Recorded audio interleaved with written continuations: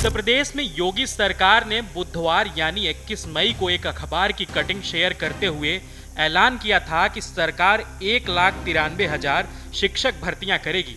कुछ देर बाद राज्य सरकार ने आधिकारिक एक्स हैंडल से पोस्ट हटा दी, जिसके बाद अब इस मुद्दे पर सियासत शुरू हो गई है। समाजवादी पार्टी के राष्ट्रीय अध्यक्ष अखिलेश यादव ने इस मुद्दे पर राज्य सरकार को घेरते हुए लंबी चौड़ी पोस्ट लिखी है। उन्होंने सरकार के यू टर्न और शिक्षक भर्ती के पीछे की क्रोनोलॉजी भी समझाई है।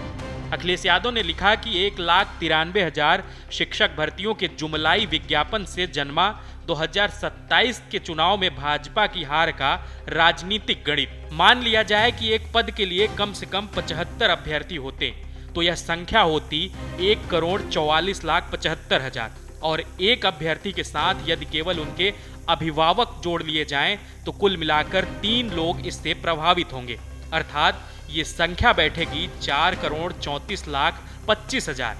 सपा चीफ ने लिखा कि ये सभी वयस्क होंगे, अतः इन्हें 4,34,25,000 मतदाता मानकर अगर उत्तर प्रदेश की 403 विधानसभा सीटों से विभाजित कर दें तो ये आंकड़ा लगभग 10,08,000 वोट प्रति सीट का आएगा।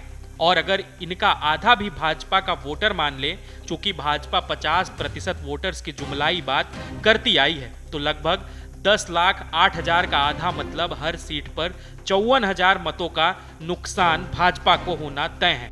इस परिस्थिति में भाजपा 2027 के विधानसभा चुनाव में दहाई सीटों पर ही सिमट जाएगी। उन्होंने लिखा कि पुलिस भर्ती के मामले में भर्तियों का ये गणित भाजपा को उत्तर प्रदेश में लगभग आधी सीटों पर हारने में सफल भी रहा है, अतः ऐसे आंकड़ों को अब सब गंभीरता से लेने लगे हैं। अब ये मानसिक दबाव का नहीं वरन सियासी सच्चाई का आंकड़ा बन चुका है।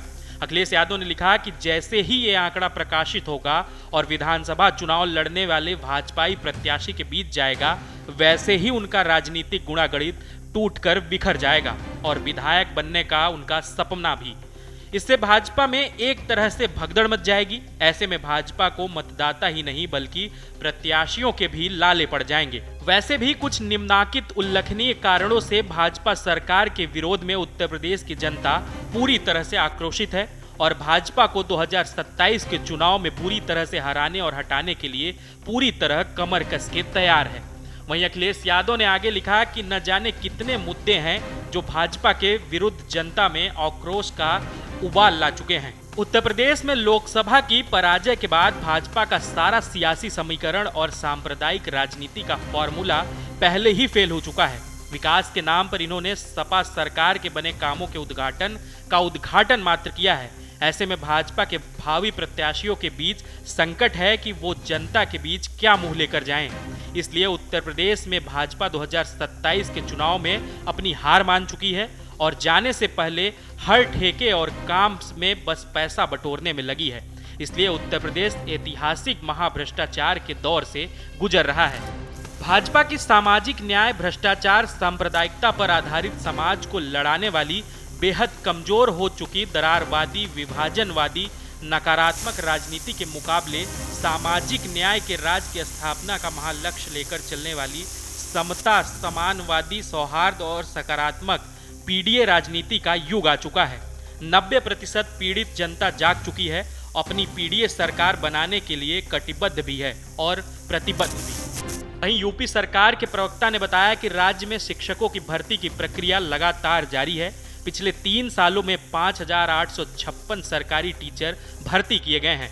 इस साल यूपी विधानसभा में एक सवाल के जवाब में ये जानकारी दी गई थी। उसी समय ये बताया गया था कि उत्तर प्रदेश के प्राइमरी टीचर के 57,000 पद खाली हैं।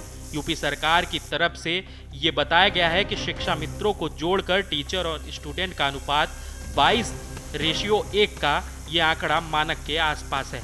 इस पूरी खबर पर आप क्या सोचते हैं, हमें कमेंट बॉक्स में जरूर बताएं।